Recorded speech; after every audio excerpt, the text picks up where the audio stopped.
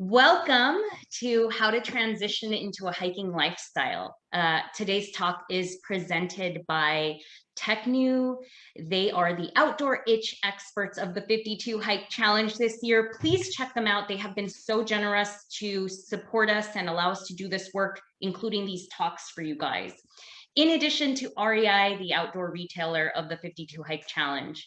So please give our sponsors a shout out, give them some love, and let them know that we sent you. Without further ado, we do have a very special guest, Nee Lam. Nee is a psychologist who is joining us in today's talk because we know transitioning our lives is not easy. We need all the support we can get when we're making this big transition. And we thought to ourselves, Nee has been a part of our community. Nee and his family had actually joined us on some hikes, and we just absolutely adore Nee and thought he would be great to share in this special day with all of us, as we're all trying to do the same thing here. We're all trying to work towards being positive and changing our lives in a positive way. So we are going to answer your questions towards the end of the talk. So feel free to chime in and we will answer them at the end.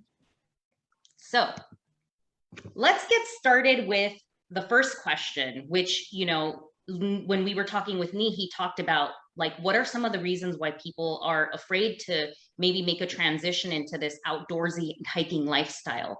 Well, first thing is defining or redefining what a hiker is. Mm-hmm. A lot of times people think of a hiker as maybe this mountaineering photo here. It seems out of, reach. Maybe it feels like someone who's going 20 miles. And you know what, for us and for what we're trying to do, and especially for this talk, it's redefining that and saying, no, it's actually going out into natural spaces, breathing in the fresh air, taking in the vistas. And, we want to see more people like us, people of color, people of all races and backgrounds and ethnicities and different genders out there, little children, people who may not fit into the standard, model of what someone might look like as a hiker. So Nee actually really helped us to develop this question. So Nee, do you want to add any other sense about what a hiker is and how that can be redefined for someone? Absolutely. And I think a lot of times there's a stigma in terms of what are you supposed to be doing if you're a hiker, right? And when I first saw that picture with the guy going up this looks like a ice mountain, I was this is what you think of, and you're like, I will never be able to do that. And one of the things that from early conversations I've had with you guys was that you just wanted people to feel that hiking is absolutely accessible, and as many times you think about it is that we do want people of all cultures out there, ethnicities. And one of the things that I didn't hear you say, Carla, is body types. Yes. You want people to just be out there and feel as if nature belongs to them as well. Absolutely. So that's why I think of when I think of who is a hiker, and the real answer is it's everybody. It's anybody who wants to just get out there and be closer to, like what you said, the natural environment, be closer to nature, just be closer to the earth. So that is who a hiker is. Yeah, and actually someone here, Ruth, talked about what about size and age. And, one of the things is we ourselves are currently working on a program called Over 50 Outside. And it's all about, giving people of age of 50 and up a place where they feel comfortable and saying my body can still do this. So for us, as we're going to get into some stories, we're going to talk about all those challenges and all those feelings of not belonging because of age or size, or even the color of our skin. So yes, we're redefining that being outdoors belongs to all of us. And you know what, for us, it's about 1 mile at a time, because we want families and people of all body types to feel like they can do this, and that going to your natural spaces is still considered something that can help you in your transition. So let's, talk about just change in general. Change is not easy. And we want everyone to understand that you are not alone.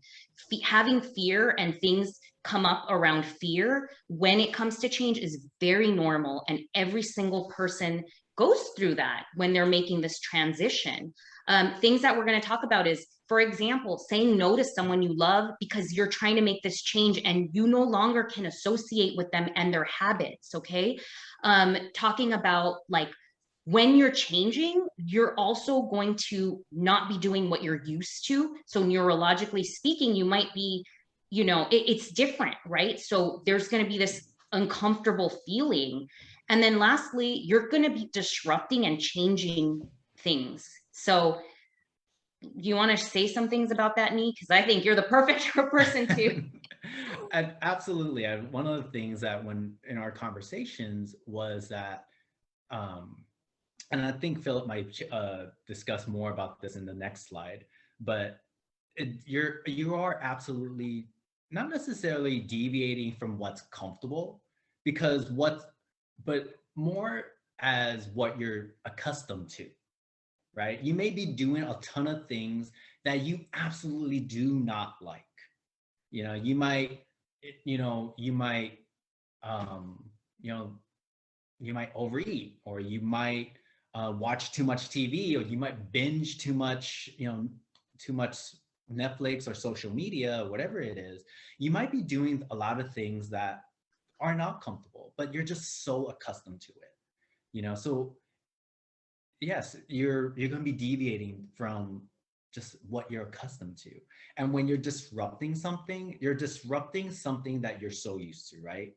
And when you are so used to something, everything that you inside of you wants to get back to what you're used to, right? And I was talking to Philip and Carla about our behaviors and our interactions being kind of like a thermostat. Yeah. And every time you want to do something different, that thermostat is going to click on and try to pull you back, right? So as we continue on the slides and some of the other things that we talk about, it's like making these small changes so that this thermostat does not come on, is that it does not pull you back to what's normal. It does not pull you back to what you're accustomed to, but it is just consistently pushing through to where you are doing something different. You're having different behaviors, different attitudes, different mindsets.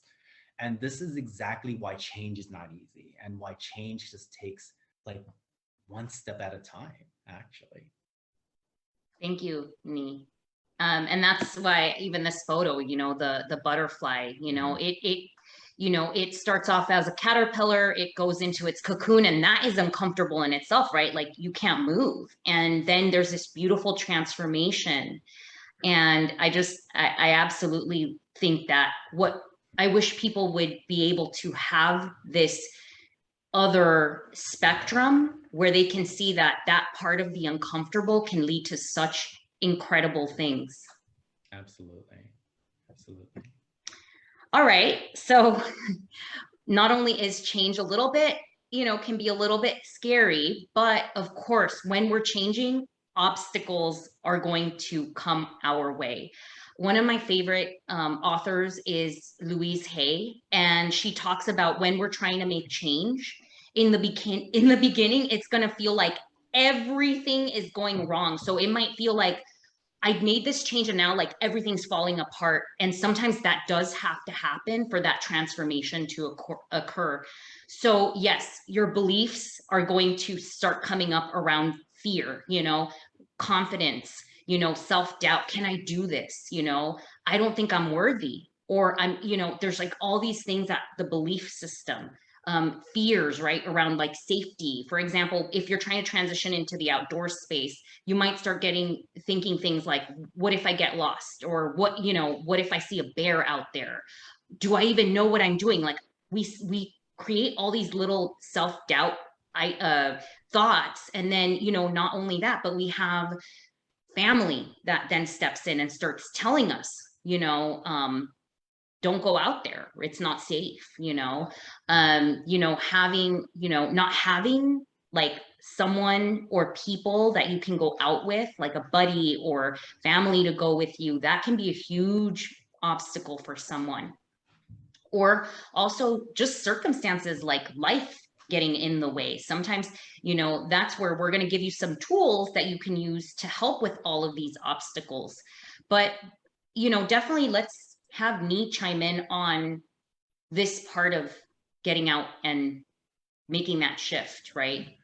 Yeah, no, I think a lot of these things are they're anxieties that, sometimes feel absolutely real, right? Like Yeah. when I'm looking at some of these things, is that I remember when, when I hear people go, "Oh, what if you get lost? What if you know, come upon a bear?" It's like, "Oh, I just saw on the news that, the search and rescue just had to go find someone." And it's recognizing that, like, okay, that these are things that are absolutely something you do have to worry about, but it's also takes some planning. It's also taking some smaller steps. And I know even in the hiking community there's people who are like, "Oh, have you done these crazy hikes? Have you done a 14er?" That means like Carla and Philip, that's like, if you've done something like 14,000 miles or something like that, that's not where you begin.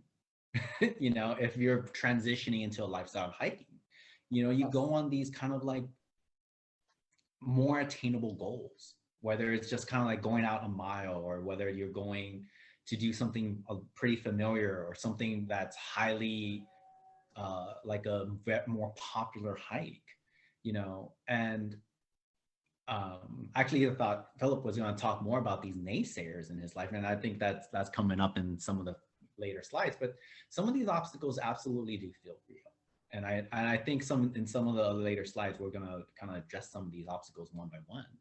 Yeah. Yeah, actually, since we're on this slide, I'll just go ahead and mention it now. That I was definitely surrounded by a lot of naysayers, and specifically family. And my mom was very scared of me going outdoors. Really wasn't true supportive, and so that was really hard. It's really difficult when you're not surrounded by people, and it is a goal and something that you want to do, and you have a bunch of people that are, especially that are really close to you, that are telling you no. And we talked about that a little bit in the previous slide, but this is a real thing where friends and family are going to be telling you no. I also had some friends that I kind of lost. It's actually a really cool story, and I'll give you a snippet of it, where as I was transitioning, and I was eating a little bit better. I was actually preparing my food at home instead of going out to eat. I lost that social going out and eating with those people. And the good news is that I actually ran into some people later, and they actually end up changing their lives for the better in terms of getting out and getting in better shape. And actually, I saw them at a running event, so that was really cool. Anyway, you believe it or not, when you feel like you're going against the grain, you're actually paving the way for others to follow you. And that's really important. So I want you to kind of keep that in the back of your mind as you're going against a lot of other people. There's tons of others that are just looking to you for inspiration. So I'm going to talk about the why. And why change? Why change if you don't have to? I mean, we all probably want to maybe lose a few pounds, or maybe actually just have some more fun and go out and go challenge ourselves. But there might be something deeper. And I'm going to talk about my why. And I was overweight, and I'm going to get into it a little bit more. But I was actually heading for a real disaster. I had ulcers. I had back pain. I was wearing a back brace. I was feeling depressed. I was 80 pounds overweight. Oh, and I was only 24. Okay. Imagine, where my life was going to go. And I just kept gaining the weight. It was just problems. And so there are going to be, you might be someone out there who is facing some really bad physiological situations, or maybe you have debilitating anxiety and stress in your life. And this change is necessary. It's not easy, but it's necessary. It is really important for you to make this change in your life. And that was a big decision I had to make. And it was really tough. But as I looked at myself and I said, where am I going to be in 5 years, 10 years from now, 20 years? What if I don't change? And that was a really sobering moment. And it really allowed me to say, you know what, these comforts that I have aren't serving me. And I need to be able to do something better with my life. And so that is really what's going to propel you when you have a deeper why, that deeper purpose. Maybe you might want to actually defy the odds and you want to say, you know what, I might be in my 40s or my 50s. And you know what, I actually do want to be a good role model for my grandkids. I actually do want to show other people around, my circle, family, friends, that I can do this. I'm not a nobody. And so I want you to really take that to heart. And one of the beautiful things is that like your why is the things that has kept you accountable to what you're doing, right? And it's not necessarily, it wasn't necessarily like my goal is to lose X amount of pounds, right? Because oftentimes when you hit this goal, like, oh, I want to lose 10 pounds, and you lose 10 pounds and you look yourself in the mirror and you don't necessarily feel something different. You look at it and you go, oh, the 10 pounds didn't go away in the places I wanted them to go, but when Philip was like, no, I don't want to live with ulcers. I don't want to live with back pain. I don't want to live with pain. It's these are the things that led him to be more accountable to what is it that he wanted to do. That why is the thing that pushes you past your goals. And we talk about your transitioning into kind of a lifestyle. It pushes you past your goals and into a life. So that is the reason why this why is so damn important. Mm-hmm. Yeah, and I'm going to add in there. I was in denial, and so this is kind of like when you're giving your dog some medicine, you kind of put it in like some treat, and you don't really want to hear the reality. And for me, I was in denial. I said I like my clothes to fit a little bit looser, and you know what, I only want to lose weight around my waist. I kind of like that big, broad chest, and that girthy, male feeling. But the truth is, I really needed a big change, and so it might have been one of those things where I thought it was just a few pounds. I thought it was just a little bit of sculpting in the abs. And by the way, that was the hardest thing to ever lose. And I pretty much lost weight in my fingers and my wrist and everywhere else before my belly even, budged. So yeah, there was that metamorphosis for sure. Okay, so this is a pretty good amount on this slide. If you like, take a photo of it, because we're actually going to interweave some of our stories into this. This is kind of the framework that we found really helped, and at least I know it helped me, and I know it's going to help you. So the steps to transition. Okay, obviously we talked about that why. Creating a SMART goal for yourself. I put the slide here for what a SMART goal is. It's an acronym for specific, measured, achievable, relevant, and timed. And you can read that. But basically, saying that you just want to lose weight or you actually want to go hiking is not really good enough. So I had a specific goal. I said, I want to climb Mount Whitney and excuse me, I'm gonna get in shape. That was my goal. Get in shape so I can enjoy the outdoors. I'm going to choose, I'm going to measure it by saying I'm going to get to Mount Whitney. So I knew what that measurement was going to look like. And of course, achievable is kind of subjective because at that time I had never climbed a mountain before in my life. I just thought it'd be easy, right? Not really easy, but like I didn't realize how hard it was going to be. But anyway, the point is that it was in my mind achievable.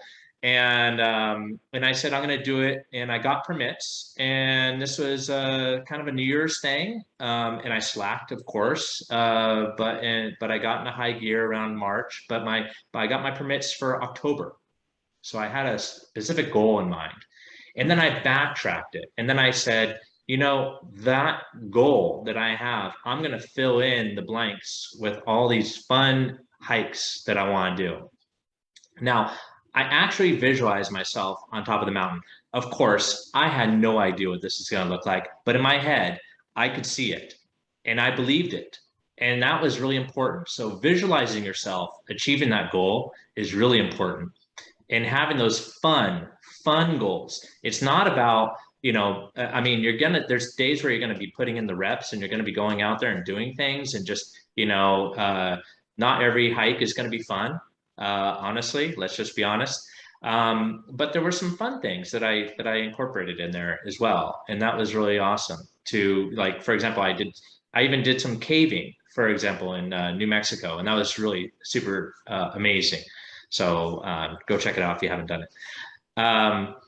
So support and guidance. I had to make new friends. And I remember when I made my first new fitness friend, and I wanted to hold on to that person like forever. I never wanted to let him go.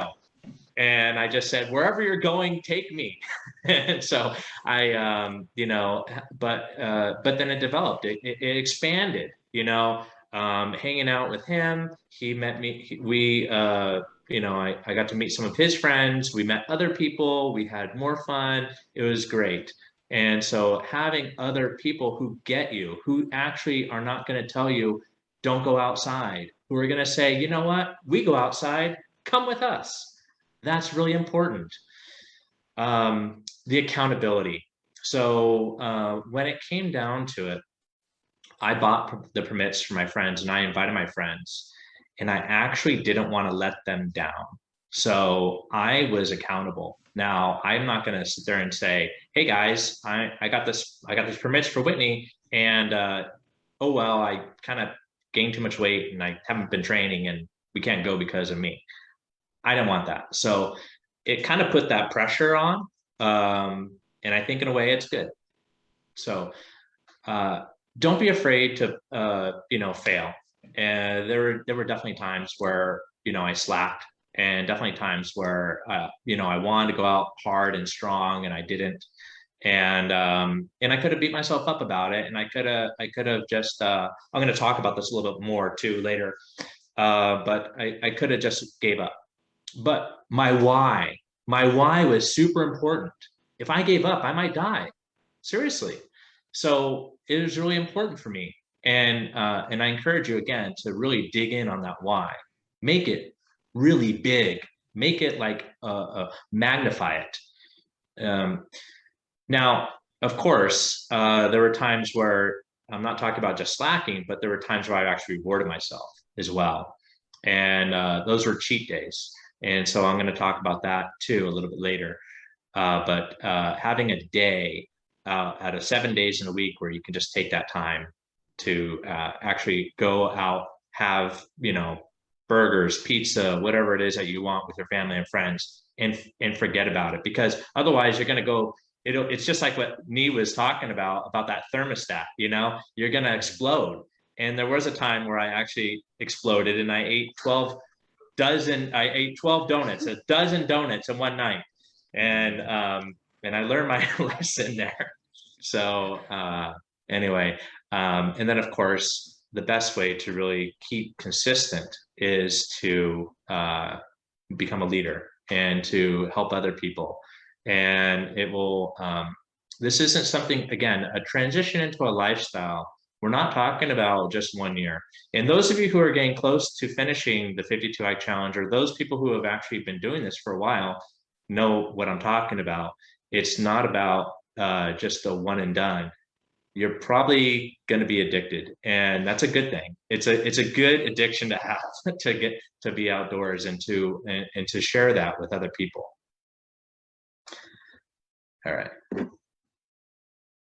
So I mentioned to you about the transition. So here's some photos of me. If you haven't seen them before, you can see that's me on the left side where I was overweight. And the next photo here is me on top of Mount Baldy.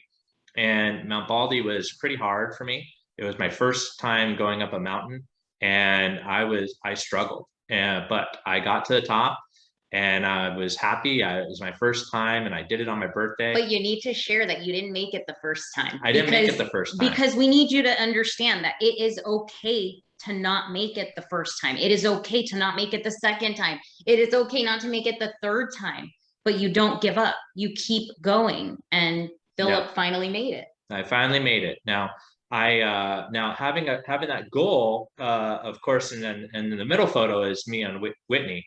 And I had lost about 40 pounds by that time. And I want to say that was probably somewhere around about 10-ish months. I told you I kind of slacked, so maybe it's like 7 months. But then it was a jumping off point for me. I said, what can I do next? How far can I go? And so you can see the picture of me on top. There was some snow in October. And then I started getting lighter, and I just loved it. It was like a backpack that I had been carrying around all my life, and I just released it. And I was light, and I just wanted to, it was like I traded in my Pinto for a Ferrari, and I was like, I'm going places, you know? And that Ferrari was your body. That's exactly. And so, you know, I was light. I didn't have the back pain anymore. It was wonderful. And then the next photo is a photo of me doing Whitney next time in a day. And you can see the difference in the physique and just that feeling of just being alive. And I have to tell you, it was worth it. It was really worth it. Now I definitely, you know, I've lost some friends because, like I said, some of them, you know, they wanted to go out eating, and there were some lifestyle changes, which I'll talk about a little bit more, but it was worth it. Anyway, Nia, I don't know if you want to chime in on that part. One of those things that, and this is the thing about, one of the things that I was like wondering is that, like, at any time when you were doing all this, did you have doubt about being able to do it? Oh yeah, for sure. There was some doubt. Actually, the day that I went up Whitney, it was we backpacked, and there had been a snowstorm that came through, and I was just like thinking, oh my gosh, here is this thing I've been training for. This is like my defining moment. And you know, luckily it cleared up, and I was able to go to the top. I have to say, as I look back on that, there were some times where, you know, like, for example, you might see on my, I didn't know that much. And, you know, I had these like little instep crampons that didn't do a good job. And then the snow came on the way down, and there were some times where I was slipping a little bit, and that's a dangerous situation to be in. But, you know, yes, there were definitely times where I was concerned. Yeah, and that's when that is a very like overt doubt, right? You're going to climb Mount Whitney or Baldy, and then the clouds open up, it starts pouring rain, and it starts to snow, and these are like really overt doubts. But you know, when you make big changes in your life and you make small changes in your life, there's even like small doubts that happen. Right. And those are like the things that like just kind of needle at you and just kind of keeps you in bed, keeps you at home, keeps you from doing a lot of things. Right. Say like one of these things is like, hey, you know, I'm going to go for these 5 a.m. hikes. But you wake up in the morning and you're like, oh, but my bed is comfortable. Oh, but it's cold outside. Oh, but I woke up a little too late now. It's 5 rather than 5:30 hike, it's 5:45. I can't do, like, these little doubts in your head. Those are the things that oftentimes really pull you back from making this kind of like changes in your life. And one of the things I've discussed with you guys is that, like, when you just move, you have to move faster than faster than doubt and fear, right? Yes. So before, like, when you wake up for that 5:30 hike, 5:30 run, whatever it is, it's just waking up and going, get up, put your shoes on, and go. Yeah. And just like outrunning that fear. And fear comes by so quickly, doubt comes by so quickly, that it is really going before that can sink in. So that's why when I said, hey, was there doubt? Yeah, you have really scary doubts, fears. But when you have these little nagging ones, doubt, like, oh, it's a little too cold, I'm a little late. Those are the things that you just have to really push through. Thank you. Yeah. Well, I'll just go kind of quickly because I want to make sure we get to our questions. But yes, I had a lot of stuff. And I had a huge transformation through, not only was I going through a divorce and leaving behind something that I thought really was my identity at the time. So of course the fear and the doubt and what are people gonna think? I just had so much lack of confidence and I didn't love myself, and a lot of guilt and shame, and just not feeling good enough, like not feeling that I could make this change, where I would hide by, going shopping, hide my pain by like not dealing with myself. So there was a lot going on at the time. And, I was not a hiker. I went to the Grand Canyon. I remember looking down and thinking, man, I'd love to do that one day.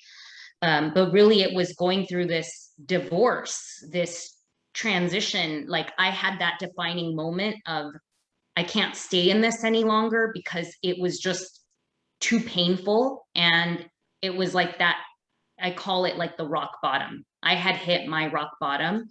And so, I met Philip, and, after having this vision of my life prior to meeting Philip, he really helped me to get outdoors, and the outdoors when I got outside really was super impactful. And it felt like a fresh of breath air after being in a fog of depression.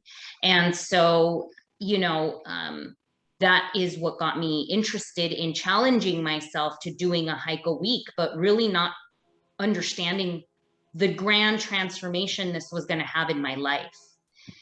And, I did start with small hikes, 1 miles, 2 miles, 3 miles, 4 miles, 5 miles.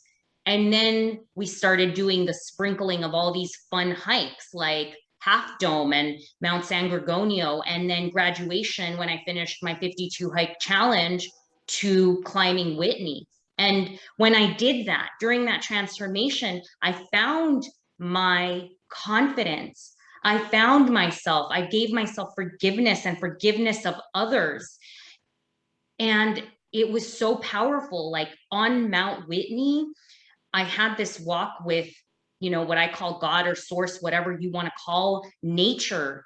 And I really felt that I needed to share, this journey with people because Philip had had this transformation and I had never given myself time to really process. And I think that's what nature did. It created space for the processing and the mindfulness and the grandeur, and just realizing like, I did this. I got my own 2 feet, got me up to the top of this mountain. No one did that for me.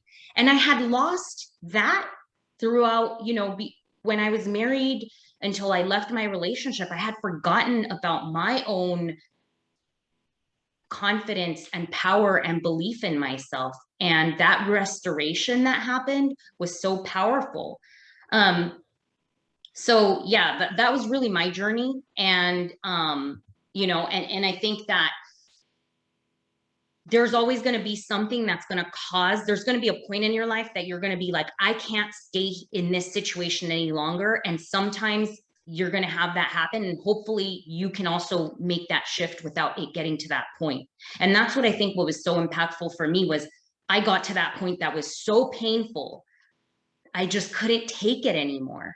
And it almost felt better to like not live anymore than to continue that.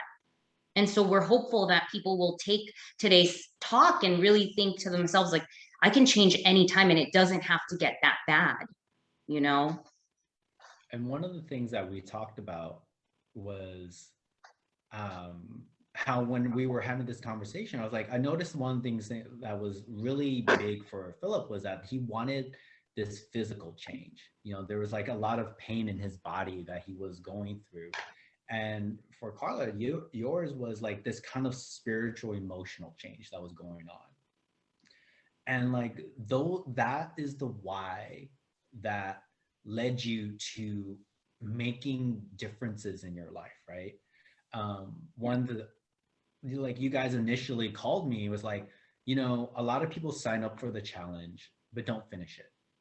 Yeah. And it's kind of brainstorming, like, how do we get more people to finish this? How do we get more people to finish to do, you know, what they intentionally started? Because they started this journey for a reason, right? And that accountability to the why is an absolute driving force. And the why doesn't have to be something like, hey, I'm pre-diabetic, or, you know, I'm going through this emotional pain. Whatever the why is good enough. You know, you have thousands of reasons for a why not, you know, but whatever the why is good enough. I was working with a client one time, and their why to continue going on with their life was because they wanted to finish the Marvel series. You know, they wanted to finish them, like, but thank goodness there's plenty of Marvel movies coming out. But like, that was the reason why they wanted to keep on going on with their life and moving forward. You know, so whatever your why is, if it's to, you know, whether it is this big spiritual breakthrough, or even to go, hey, you know what, I want to put 52 hikes on my Instagram page, whatever it is, that is good enough. You know, it doesn't have to be this grand reason. Whatever your why is, let that be good enough. Absolutely. And so, like, going back to, you know, what we were talking about earlier, those steps, like, something that was really important for me was not only having someone that I could ask or turn to for guidance. In this case, I was very lucky to have Philip to kind of pave the way for me, but I started making friends who wanted to go outside, and they started coming along with me on this journey. And then, of course, I started taking classes and learning more and meeting people through those classes. When we would, for example, host hikes, we would meet tons of people. So it just kind of became this thing where I started transitioning now from going shopping, for example, to now I was, you know, getting outdoors and having picnics. You know, I would pack my food, and it just became something super transformational in that sense. So it became this new, I kind of went and substituted things in my life for hiking. And I felt that my life really started to flourish from being outdoors and just spending that time in nature with myself. And I was able to take this goal and also apply it to other areas of my life. So these changes that happened, it was like one thing changed and then other parts of my life started changing. So.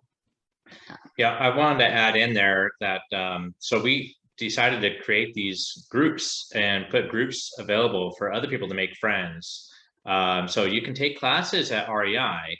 And then we also have an area where you can find local groups. We also have chapters as well in your area. And we're going to be doing a lot more work on doing that, because we know how important it is to be surrounded by people who are there to help you as well. And so we talked a little bit about, you know, some habits that we have in the present moment when we're making this transformation or this transition. You are going to have to make substitutes, right? Like instead of going shopping to the mall, I was like, for example, I would go to REI sometimes because I needed to buy the right gear. I didn't have the gear, right? But there is a substitution. And Philip is laughing at me, but it's true. Like, or for example, I was going out to eat all the time, and now I was packing a lunch for my hike. So there was this substitution of sometimes I had to go to bed early because now I have to get up at 6 a.m. So you're going to have to do that. You're going to have to really prioritize and shift around what you've been doing to get what you want accomplished. Yeah, there's only so many hours in the day. So if your life is a little bit busy right now, I'm going to say that there's some adjustment that's going to need to be made. And you, again, this is going to all fall back to your why. So, you know, if you love watching TV, and I'll be honest, there were some times where I was training and I used to I went to the gym on the elliptical because I wasn't really, my knees were in pain. And I also did the stationary bike, and I watched The Simpsons. I watched, you know, some fun, you know, stuff on TV. So I was able to kind of do it at the gym. Well, maybe, you know, and I would say that I'm not terribly on social media as much, but now I connect more in person, you know, and I like that. I actually kind of like that. I'm maybe a little older, and I know what life is like before social media, so I'm okay with that. You know, but the convenience factor is gone, right? You know, of checking in with everyone all at once. Going out to, as I mentioned, going out to eat instead of going out to eat. Now it's about, you know, eating food that's actually more considered fuel, or you know, actually packing those lunches and eating something a little bit healthier. Do you have anything to say about those last couple of slides, Nee? Add in before we. I think substituting the habits, right? And one of the things that Philip said right now was our busy lives and the things that we, you know, we have is like, what's going to happen is that you make time for what you prioritize, you know, and if part of it is like, hey, you know, I want to, if there's a part of you that wants to participate in these hikes and like get into more of a hiker lifestyle, you know, it's, if you put priority to it, it is naturally gonna switch over from, you know, television or social media or eating out with friends. It's, so there's a like kind of this natural transition of what's gonna happen. You know, there is one of the things that I talked to Philip and Carla about, like, and they said in the beginning of this presentation, is that, yeah, you sometimes lose people that you held, you know, in high esteem, but because you're making some differences in your life, sometimes people will fall off because, you know, they're not on the same journey as you, you know. So that is also a fear. But on the other side, as you see these two people sitting in front of you, you can see it as like a role model of like, there's such greatness and there's such beauty on that other side. So like this 52 hikes that you guys have like presented and started, it is absolutely a beginning. Like there's 52 hikes is absolutely a beginning. But what's beyond 52 hikes is just kind of like this lifestyle where you're just out in nature, and there's so much healing that can happen there. There's so much meditation and so much peace that's when you are out there that happens. And this is a gift that is out there that nature has been trying to give us all this time. But this is one of those vehicles that can put you on a path to that place. So that's why when you know, Carla and Philip were like, hey, you know, do you guys want to talk about it and have this opportunity to talk about it? I was like, yeah, you know, because, you know, not enough people get the opportunity. And a lot of it has to do with fear. A lot of it has to do with thinking that it's not necessarily for them, but this is just kind of making it accessible for everyone. And this is what they're really trying to help out with. Thank you. Yeah, thank you. All right, so let's talk about some things that are going to make your life a little bit easier. Okay, the first bullet point, basically, I had a friend, and I still have a friend, who was like only about using an app for tracking.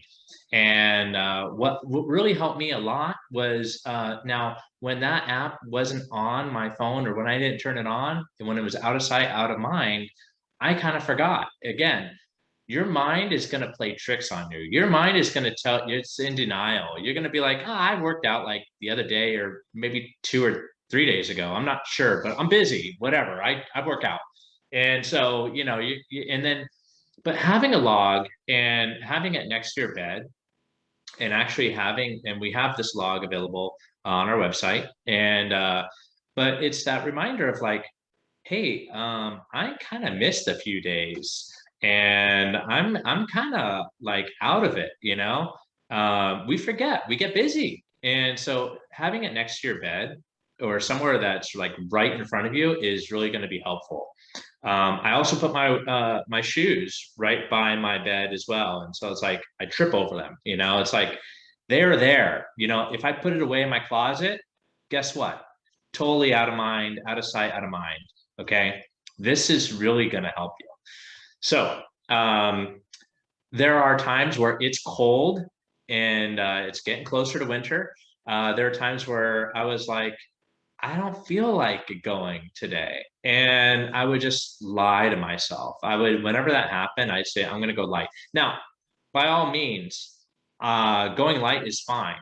And it's just that you can't make yourself, stay there. So anyway, it was all about, hey, once I got out there, I was like, I feel better, and it's time to go.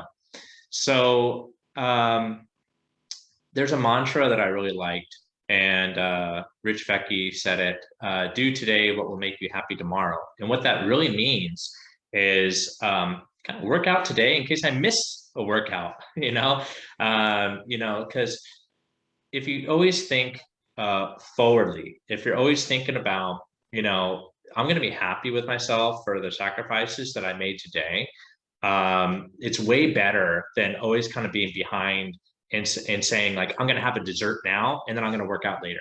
Because you almost never go for that workout. You just kind of feel bad. You feel, and if you really have like a bunch of sugar, you're going to spike and you're going to drop down. It's just not going to work out. So having kind of the reverse, where you're rewarding yourself, is so much easier.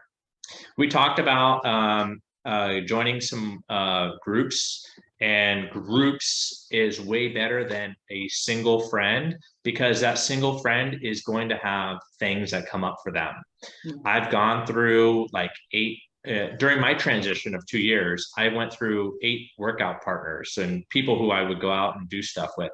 And each and every time, it would get to me where I would say, once you develop a bond with someone and they can't go, it's like, well, I don't need to go today. I actually got some other errands to run and some other things to do. And that's not, your path. Your path is to get out there, and your path is to follow your goal. And there are going to be people that are going to fall off the wagon, so to say. And you got to be that person who's not going to fall off. So anyway, joining a group was much easier, because, a cluster of people would show up. And then the other thing that's going to help you make going out hiking easier is having a default hike to do. And so it is hard to find new hikes all the time. And I don't care if you're reading a book or you're using an app, but there's time in researching it. And if you're going to research it the day that you're going to go hiking, you're already lost. You're probably not going to make it, because you're going to look, you're going to get into analysis paralysis. It's going to be too late. You're just going to say, forget it. So you got to have that default that you go to. Now, having, of course, a plan ahead is really important. But, if you're like, hey, it's too late, I got to go to my default, the place that's close to home, and I'm just going to repeat on that trail. So that's kind of like what's going to help you stay consistent. Absolutely. This is one of those things where what you're doing is there's a difference between like a planned hike and a hike.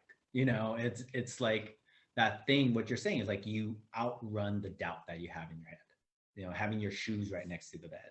You know, having, you know, an idea of like, this is where I'm going to go. You know, oftentimes for me, since I have, you know, two small kids, it's making sure everything's already in the car. You know, so all the snacks and all the water that you need to have is already there. So like it's not one of those things where you just kind of wake up in the morning and you're like doubt just builds up in your mind. It's just that you're just gonna jump into it and go before doubt pops into your mind. Yeah. Okay, so what we really want to get to is it's progress, not perfection. Don't wait for that inspiring moment. Don't wait for it. Okay, it's honestly, those are flukes. They come like just a few moments in our life, and if we really baseline off our you know, that we're actually going to accomplish this every time that we feel inspired, we're never really going to get to that accomplishing that goal. The true think of athletes. You know, I've heard about Tiger Woods. Kobe, when he was still alive, was practicing before and after. Tiger Woods was practicing golf in the rain. It's the masters are the ones who are going to be uncomfortable and putting in the reps. It's all about the reps. It's all about the work. And so taking those small steps and going in that direction is really what's going to make you happier, believe it or not. It's not the inspiring, you know, amazing photo that you're going to take for Instagram. It's that when you do the work and you do the reps and you see that you're getting closer and closer to that goal, you're gonna be like, good job, you know, I powered through that. That's awesome. So anyway, we talked about this a little bit earlier, so I'll kind of, you know, in interest of time, I'll kind of briefly touch on these. Calendar is something to look forward to, that fun hike. I suggest there are 7 days in a week, and if you can get out more often than not, like for me, I like to try to go for 4 times a week. I know that's, you know, and I say get out. I didn't say go to the mountains and all that stuff, but, you know, get out. And luckily, we live close enough to like some trails that are near us, and that's kind of our default, where we just chose to live closer to the trails, and that again is going to be something that you transition into, where you make choices to live closer to the trails. So anyway, yeah, I mean, we get out, and then if you go out more often than not, you're ahead of the curve. You're doing better, and and take this one to heart. Spend money on experiences, not stuff.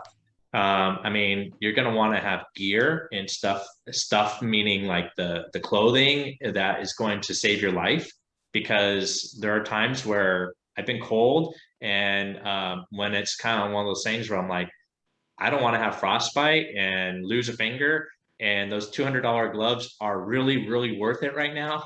And I'm going to get the deluxe ones. You know, but having that experience of being out there, to be in you know, amongst the wild, or just, you know, out in the snow, whatever it is, and just be like, this is amazing. That's an experience that you just can't replace with buying a new phone or whatever. You know what I mean? Like, there's some things that you just don't really need. And anyway, so get out before you get scared. You know, fear is going to get you. You're always going to come up with an excuse. And you know what? There's no real reason for you to, you know, like, for example, I used to think, oh, it's dark. Guess what? When you get into, like, you know, some bigger hikes, you're going to wake up in the dark and you're going to come down in the dark. Get used to it. I mean, it's just one of those things where you just got to start pushing your own limits and your own comfort level there. And the thing is, like, if you are waiting for perfection, it's never going to come. It absolutely never is going to come. And because there's always an excuse that you can think of. You know, oh, it's too cold, it's too dark, it's too hot, it's too, you know, whatever it is, there's always going to be something. So don't let perfection be the enemy of progress, guys. Great. Okay. And then last almost last slide here. I know we're getting close, but we'll definitely stay for questions. It's those small wins that matter. We talked about it. So having that cheat day, so I would plan my cheat day to be like a Saturday or a Sunday, and there might be some people that want to go out and, you know, maybe we all go out and do a hike together and we go have pizza and beer afterwards. Honestly, I'll be, you know, I prefer not to have all that stuff, especially when I was losing weight, and there might be some times where I would abstain from it. But having that cheat day will not allow you to explode and eat the dozen donuts. Trust me on this one. You know, review your photos. Make sure you can have a schedule, and I would recommend a schedule of reviewing your photos on Monday from the weekend, and then on Tuesday, be planning your next hike. Okay, this is really going to help you, having a schedule. And anyway, so be sure to share those photos on social media, you know, share them with friends, people who care, people who might actually say congrats. And then there's some self-care as well. You know. Yeah, I just wanted to add into that, like, obviously, ladies, if you need a massage after your hike, go for it. But no, honestly, don't forget to you know, to give yourself that high five. And as you're taking those baby steps up wherever you're going, if you're being challenged, to say to yourself, like, you got this, one step at a time. And also to have grace with yourself. Like, sometimes we write ourselves so hard, like we were talking about earlier, perfection, trying to make it, trying to prove something. You know what? If you got out for a hike and you went out for 3 miles, you intended to go for 6, you still got out for 3. And having grace with yourself and loving yourself, like being kind to yourself. That was the thing that was the most transformative for me, was that I started treating myself kinder when I started tapping into that negative dialogue that was going on when I was going up the mountain. And so celebrate yourself, reward yourself, because I can guarantee you, we beat ourselves up way more than we need to. And just have grace. If you fell off the wagon and you didn't go on your hike one week, go next week and double up that week. You know, I think that's really important. Yeah, and just adding to what Carla said, it's even if you intended on a 6-mile hike and you only did a 3-mile, or maybe you didn't make the summit or whatever it is, that you don't beat yourself up about it. You got out there. That's a win. So that's the important part to say. No, absolutely. It is definitely important to recognize what you just did. You know, Yes. recognize what you just did, and also, like, because it helps you be present of what you just did, you Yeah. know. And oftentimes, like, I think also being present and when you're doing these things is absolutely important, because there's so many times the idea is that, oh, I got a summit, right? I got a summit or I failed. You know, I got a summit or this wasn't perfect. But there's so many times when I've gone on a hike and it's like, oh, all the things that I saw on the way of the hike was so much more interesting than when I got to the top. You know, so oftentimes it's like being present does equate to these little rewards to yourself, because you go, wow, I saw that little stream, or I saw that body of water, I saw that tree that was so interesting. Allowing yourself to be present is also a great celebration for yourself. Don't forget that. Thank you. Awesome.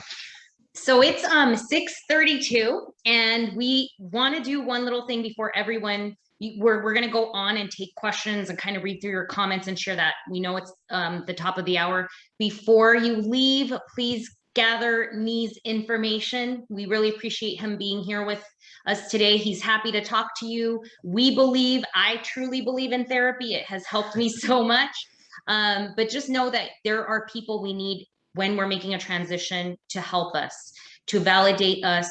So please take Nee's information. We will also be posting this later to YouTube, so you'll have it there as well. But in the meantime, going back, guys. Yeah, thank you. In the meantime, let's get back to your questions. So we're gonna start by checking out what you guys had to say. First and foremost, thank you all so much for being here and listening and chiming in. I saw the chat going crazy. Thank you, everyone who was helping us to chime in, and really, truly appreciate that. Yeah, and there is something else I wanted to add too, and I think it's really important. It's the long goal that you're shooting for. It's not the short-term wins, it's the long goal. So it's been almost 20 years for me, and I have to tell you, I'm so much happier with where I am now relative to had I not done this journey. Had I beat myself up and I just said, I'm a failure, I'm just going to eat ice cream and I'm just going to have a pity party and I'm just going to die at 40 or 30 or something like that. You know what I mean? It's the long term. And I've relatively stayed about the same as my weight that I achieved back in 2004. So in 2002 to 2004. So it's, you can kind of do the math on that one. But yeah, going on about 20 years of just getting outdoors and pushing my limits, and it's been awesome. And that's the thing I really want to convey to you all is there's just so much more out there. So I want to add a couple of comments from our amazing community. You guys truly make these events super impactful. So Nancy Clarkin said that building time in your schedule, making hiking a priority has been challenging, but so rewarding. So yes, it's absolutely necessary to literally sometimes put in your calendar, we'll go for hike. You need to make the space because that really is truly where you're making that commitment and you're putting it down. I'm a huge believer in writing down our dreams, our goals, and, especially with a pencil, there's something super powerful about making that stance and knowing like I have this appointment with myself, and think of it that way. Like if anything, I was telling me that for me, what hiking does for me is it literally is my stress relief where I'm able to I'm so busy throughout the week. And that's the one time I get to just discharge. And it's a meeting with myself.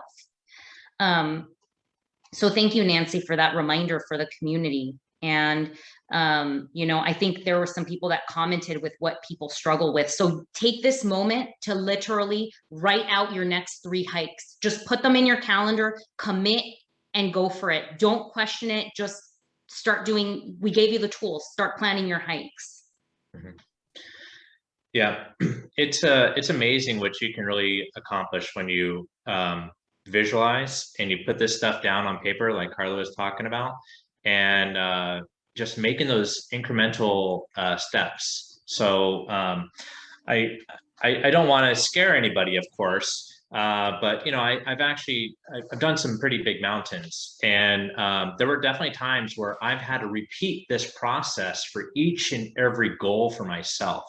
So like when I did Mount Rainier, I actually thought to myself, I don't know if I can do this. And I went into the whole doubt spiral and everything, and I thought that I was going to be the slowest person on the team. I went back and I reviewed those logs and I said, you know what? I put the time in. I did this. I got this. And even though I kind of felt a little bit shaky about it, and but I soothed myself and I said, you know what? I'm ready. I'm actually supposed to be here. And when I got there, I did very well. I was strong. I kicked in steps for everyone. We made it to the top. It was amazing. And I did that, and I just repeated that process. Each and every mountain or each and every endeavor you do in life each and every time that you push yourself a little bit further, you're gonna repeat this process again. And so it's one of those things where it's always scary, but you got this.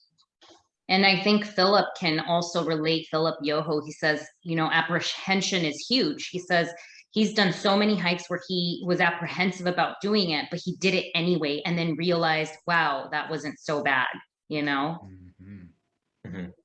And Kathy also said, she's not necessarily apprehensive about hiking, but she's apprehensive about hiking in a large group. She thinks it's anxiety. So what do you say to people who have this anxiety? I've heard this from many people, like, hey, I want to go hiking, but I'm scared to join a group. What are some tips? I think one of the things is that like everyone who is worried about joining the groups, I think part of it is being specific, right? There's some people who are introverts, there's some people who are extroverts, right? And the idea of like, oh, joining a group that means I have to interact with a bunch of people. It doesn't mean that. You know, sometimes you join a group and like you're just friendly with one or two of them, you know, and it's just one of those things where it's like, oh, I'm joining this group. Say like when you guys have your group hikes that you've done, you know, those hikes get really large, you know, but you're not interacting with 100 people. But as you go along, you know, you might interact with just one or two, and that's really is the point. You know, you don't have to go, I'm gonna be the life of this party. But it is also just being like, okay, you know what, me and this person vibed for whatever reason. You know, we both had nose rings and we were cool with one another. And it's just one of the things you got it. You know, it's just not necessarily thinking of the group, but just like, hey, I'm going with this group because it's like-minded people. But yet, you know, you just meet one or two and you just learn to connect. I think in some of the hikes, the only two people I met was Philip and Carla. You know, and like here we are about 10 years later still talking about like being connected to one another. So it's just one of those crazy things. I'm not necessarily a group person, but like these are the only two people I met during that hike. And Kelly also wanted to find a small group to go out with. So just a quick tip, great places to find other groups. We have the resource on our website, Facebook groups, but also your local parks. A lot of them have docent-led events. So go to those, you know, put yourself out there and, you know, take a deep breath and know like, you're not the only one that has the struggle of anxiety. Like just, it's in making that intention of like, I'm just trying to get myself out there, like break out of my shell, you know, that's really where the growth happens. So let's talk about Rosalind. She said that she doesn't like being alone in unfamiliar places and has trouble finding partners. So totally understandable, Rosalind. And that's why we said earlier, one of the best things we can offer and tips is find a safe place that you love, that you know by heart, that you feel comfortable with, so that when you're not able to take the time to plan a hike, you can go to that space for that quiet time, for that connection time. I don't know if anyone else has anything to say about that. I think I also saw on there some maybe it might have been Rosalind about does it have to be unique hikes? No. For our challenge, we said just get outdoors 52 times and make it more than a mile. And you know, again, we really wanted to make it such. No one ever really. I don't think anybody ever does just 1 mile. You know, I think what it's one. This is the.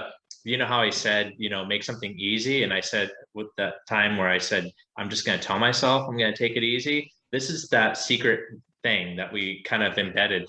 It's not when you have the mindset of it's just a mile, you can do everything else. Everything else is you know, gravy on top. It's you know, you're going out and you're going to do more miles and you know, challenge yourself to do some other trails. But no, these count. We've heard people say, I don't feel like counting it because I don't feel like I did a hike.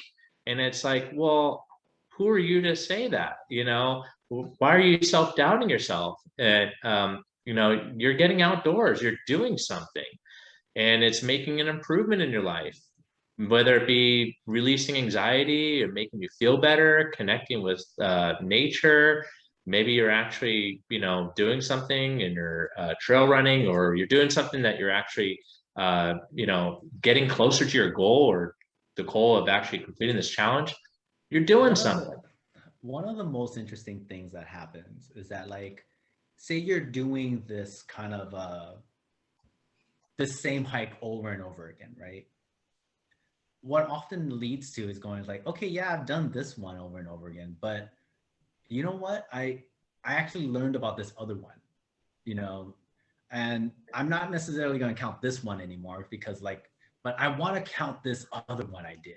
You know, I want to put this one on the log. I want to, it's like, you end up learning about different hikes just by hiking. You know, whether you are meeting with the community or you're doing these small groups or large groups, you end up expanding kind of like this network of hikes just because you're out there in general. So just kind of being able to see that. Definitely. I want to shout out Kathy here, who said she's done the challenge 3 times. She said she found so many benefits, right? Like mental health benefits, lowered cholesterol, blood pressure. Anyways, it's, you know, she says goals keep her going. Like that's the thing. Like when we're done, it would be really great, you know, for you guys to sit down and really just share, you know, what is it that keeps you going? Like, why should I write down a list, you know, write down a list and really just take some time. Like that's a part of the journey, is integrating what you're learning. And I think that's really important. You know, when we get out there, I don't know about you guys, but I get tons of insights and I feel like I learn a lot of lessons. So taking some time to really be with those lessons. Yeah, challenging. One of the things, I think one of the things that people reference a lot is how much hiking is good for their mental health. And there is something absolutely rhythmic about hiking that just kind of connects you to the whole self, right? So this kind of, you know, right foot, left foot, right foot, left foot, just really connects both parts of your brains and really just kind of pushes you to a place where things come up. You know, one of the times when I was talking to Carla before we started this, is like, there were times when you would just have these like realizations of yourself, you know, realizations about like what you were thinking about, what has been on your mind throughout this entire time, that like you do connect with nature, and that is very healing, but you also connect with yourself. So with those people, it's like, oh no, hiking, I'm going to do it by my own. And like, sometimes you get these breakthroughs that you wouldn't get otherwise. So that's why when people go, oh, there's this mental health part. Yeah, you're releasing, endorphins and, but it is also connecting you to kind of your whole self. So that's why we say when you hike, it helps your mental health. I also want to shout out Saida, who said that she started hiking. She was very much a homebody, very much overweight, and she started this challenge, started hiking. People have been patient with her slowness on inclines. They encourage her to keep going. And she said she's lost a little bit over 20 pounds, brought down her A1C down. She's hiking for her health. And honestly, like that's the thing, you want to be around people that are going to be supportive. And you have to understand that, it's okay to say to your friends, I'm not going to go at your pace, and, please be patient with me. Please, just acknowledge that, like, anytime I go with people in the past, when they said, hey, I'm scared that you're going to go fast, I'm like, I'm going to go at your pace, like, don't worry about me. And I know that's something that Philip also did. He was patient with me. So people that love you and people that are meant to be in your life, they're going to be there for you. They're going to like seriously like show up, so that is a tall tale sign of who your friends are. Yeah. And that's also kind of the culture that we're trying to create with our group and our chapters. It's just that, we really want leaders to embody helping others and to be patient with others. I hear this all the time about this fear of I'll be left in the dust and I won't know where I'm going, and that's not what we want to do. We're not out there to so-called charge up a mountain. We're here for your development. We're here to help you. We want you to be outside. We know that getting people outdoors makes you, me, and others a better, would make us a better society, a better world. We want you to be good custodians of the outdoors. And it's just something that we really enjoy, I don't have, I used to be that person who, was too slow and too tired.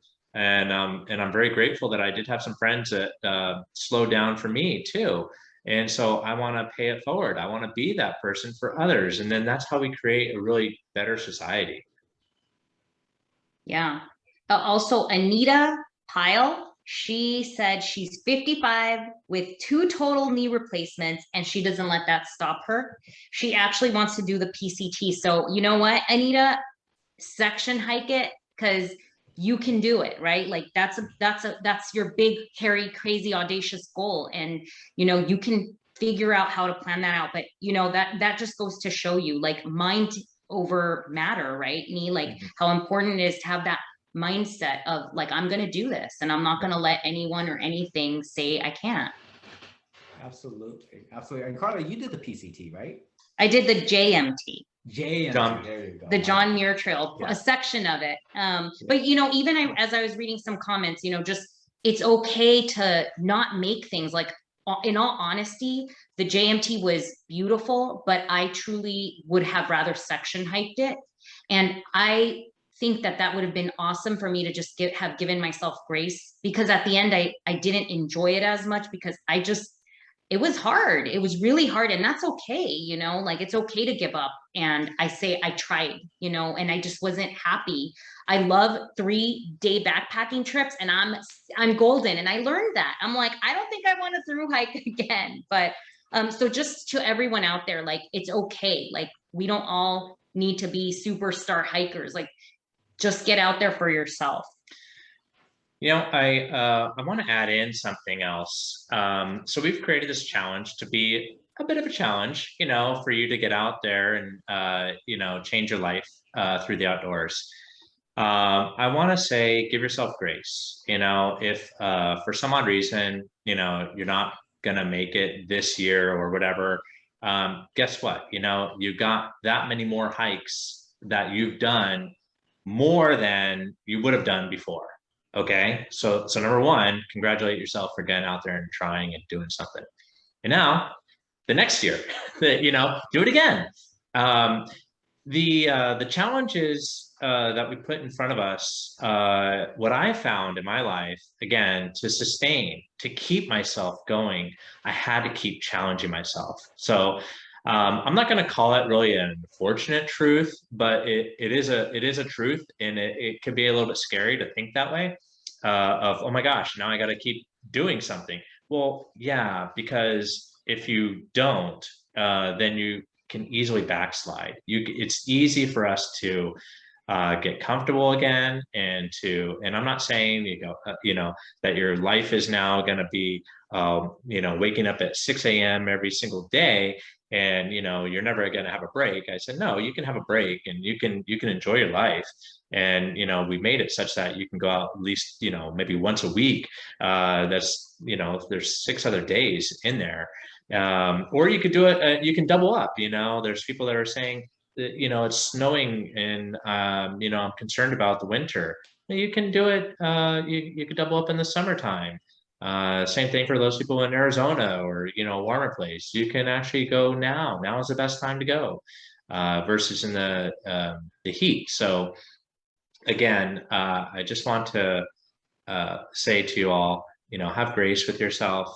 Recognize that you've accomplished things, and keep going. That's all that matters. Just keep going. Nee, we got some thank yous to you, and I think we're going to get ready to wrap it up, because we know everyone probably wants to get to bed or have dinner. We honestly, you guys, I love your comments. Thank you all. I've read some of these that are just truly heartwarming, and I just love seeing this community continue to grow and flourish out of something that was just an idea. And so that's really, at the end of the day, any positive changes we make in our lives truly, genuinely impact not only those right next to us, but around us. And we're all just trying to help each other. That's what we're all about. Yeah. Positive change together. We create a better society, more mindfulness, more peace. Yeah. You never know who you're going to inspire. And, it's just, I'll be honest, I was out there, and it was a little bit more about me. I love sharing it, but 52 Hike Challenge didn't really grow or occur until I met Carla. And so, I feel, from 2004, where it was more of a personal journey for me, And there was definitely times where I brought people out and I took them out hiking and I became kind of a group leader, but it wasn't to the magnitude of where it is now. And you never know where this is going to lead. And I never, in my wildest dreams, ever thought that I would, climb big mountains and create this thing with Carla, and then we would then inspire other people and get thousands of people out there doing this. I mean, this is really awesome. And again, we're extremely grateful and thankful to have so many of you. Thank you. Yes, and I do want to try really quickly touch on these couple of quick questions. Kim, Kim says her first hike is next week, so let's all celebrate Kim. She has 100 pounds to lose. She's going to be doing more walks initially rather than hikes, but with destinations in mind. Does that work? You know what, Kim? Just stepping foot on and getting your walk on. We are supportive of you. We want you to know you are not alone. You got this. Awesome. One step at a time. That's all that matters. Again, for me, I was overweight, so I worked on the elliptical, and I actually had to do some other things for conditioning before I got to the trails. But again, it's nothing like, don't go up like some super steep thing. The level trails are just fine. You're getting out there. That's all that matters. You can increase that later. We're actually going to be talking a little bit more about in the future, not now, because we love doing this. We have decided to kind of like do like a more intensive coaching program, and we're going to be doing that in the new year. And I'm really excited to share, what we're going to be sharing and doing, and all the people that we're going to be bringing in. So, stay tuned to that. And anyway, I just wanted to kind of throw that out there. And, I hope that some of you are able to join us as well.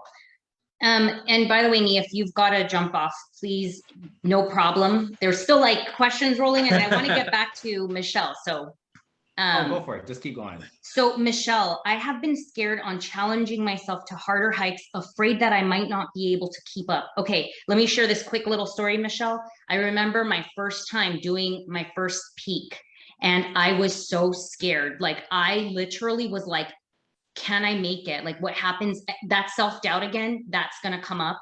I know everyone here has probably heard that voice, and you won't know until you get out there, but at least you tried, right? And that's all that matters again. And then that's a part of like going with people that that are going to be supportive and sharing with them that vulnerability. Nee, I'm sure you can touch on this, but one of the things is that like that fear, you don't know if it's true or not. Yeah. It's wherever you may go, that may or may not be true. You may never know until you try it. You might actually be the person helping other people go, up this mountain. You just never know. And all it is right now is doubt. Yeah. So that's why, what you were saying, I was like, look, you just never know. You just got to go out there and you'll see. And there will definitely be people who are like, hey, come on, I'm walking with you. We'll walk together, or I'll hang around the back just to kind of be around if you need. But you'll never know until you just get out there. And being vulnerable, and I know that takes a lot of opening up, and I think that does happen on the trails. We feel more open to listen to people. So being vulnerable and sharing with your friends beforehand, like, listen, I'm gonna do my best and I'm gonna attempt this, but I gotta be honest with you, I'm scared I'm not gonna make it. If at any point I feel like turning around, would you support me and turn around with me? Having those conversations beforehand, I know they're hard. I know we don't want to admit we're scared sometimes, but honestly, communication has been something that we have been just learning is so beautiful. Like, to be able to share and be vulnerable, and you'd be surprised how much more your relationship grows by being vulnerable. Yeah, so I want to add in, so there's a fine line when you're challenging yourself.